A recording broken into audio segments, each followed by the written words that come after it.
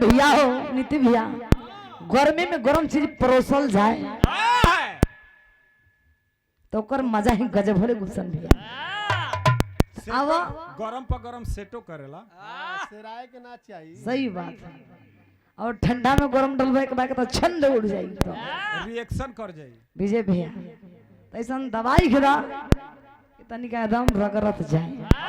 गौतम भैया कितना दबा दी है दादा हो इतना दबाई देव तो फिर रहिए कहा जाए। आओ भाई मैंने बिरहा में बात होती है। इधर उधर से भी आप लोग महाभारत प्रसंग सुने वीर भाव, इधर से भी महाभारत का वीर भाव। आओ भैया मिजाज बना के तो लाइन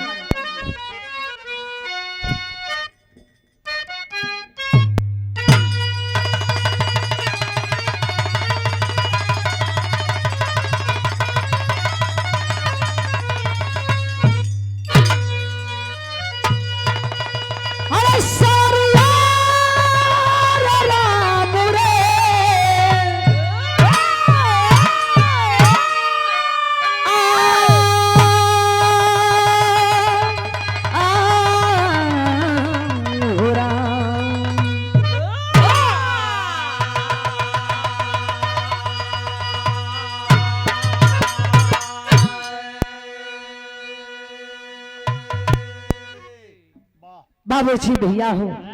महाभारत में सबके पता बा कि 18 दिन लड़ाई हो रहल, लेकिन बाबूजी महाभारत में भैया हो जब लड़ाई के 9वें दिन दुर्योधन भीष्म दादा को लगे उल्टी सीधी बातें कसे कि अपने आप को भीष्म दादा बनल हुआ, शर्म नहीं खेला खाए के हमारे थाली में छेद करे के हमारे थाली में धिकार बता पे ये बाबू बारे दुर्योधन इतने बतिया कह के जाए कहा बारे भीष्म पितामह दादा कैलन का तनका बिरहा में भूमिका लगल हो।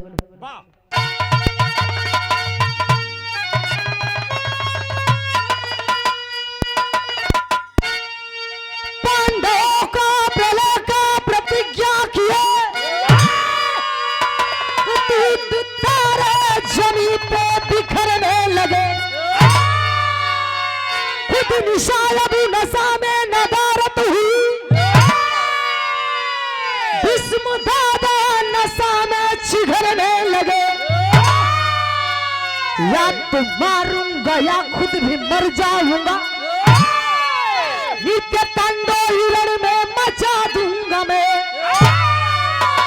रक्त रंजित समर भर रही मांग को, कल चिता पर चिता को जरा दूंगा मैं।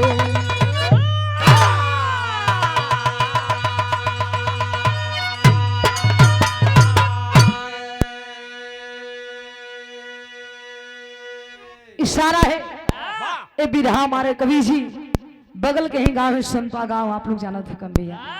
हमारे गुरु जी परम सम्मानित छत्रधारी चौबे जी बिरहा बड़ी मिजाज में लिखे हैं और सुन लिया ना बिजलाल गुरु जी का चेला होगा। अरे वाह तो सही बात है बिजलाल गुरु जी है।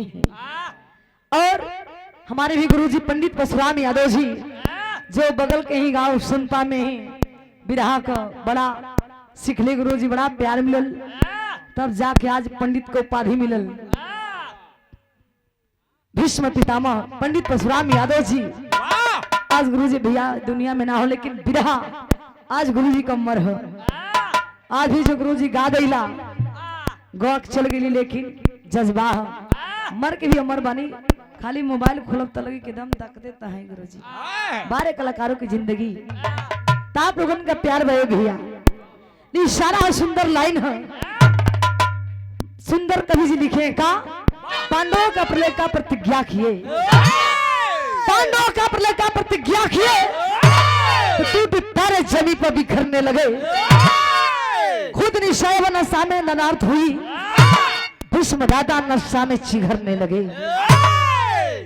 भीष्म दादा प्रतिज्ञा कैलन कि कल का युद्ध महाभारत का आखिरी युद्ध हो करे तो हुआ क्या तनिका कवाली के लाइन हमरे भैया का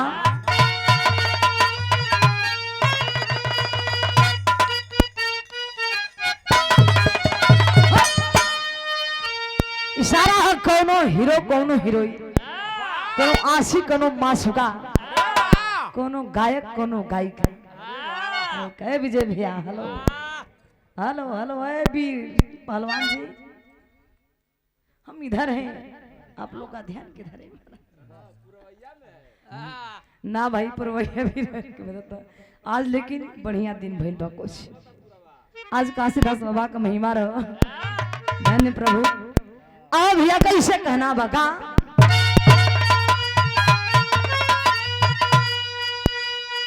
अरे परिवार चल रहे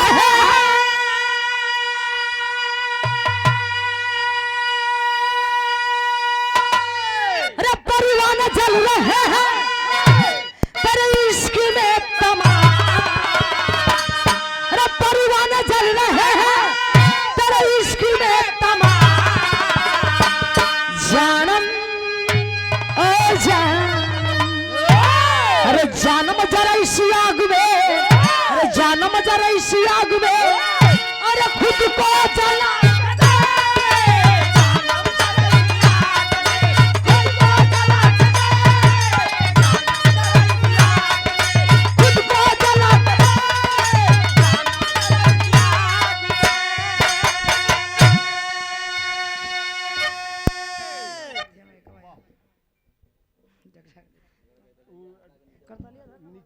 हटा के रखा ना, करतलिया से ना नीचे करा के दबा के रखा। हटाओ हटाओ।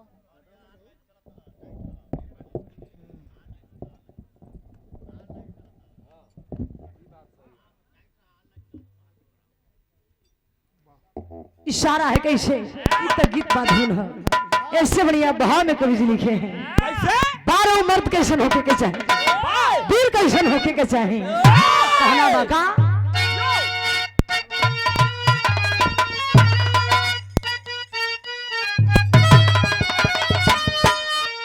लहू में रंगी रणभूमि,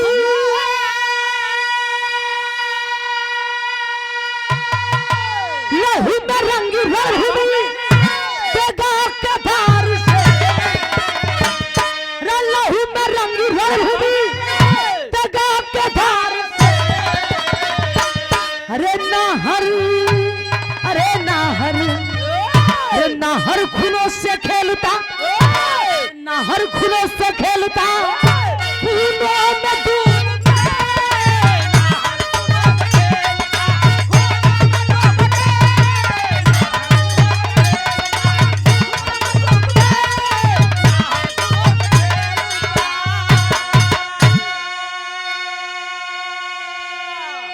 लेकिन कहानी कब के बाद क्वेश्चन भाई भैया, विधा का स्टार्ट एक जैसे हो गई।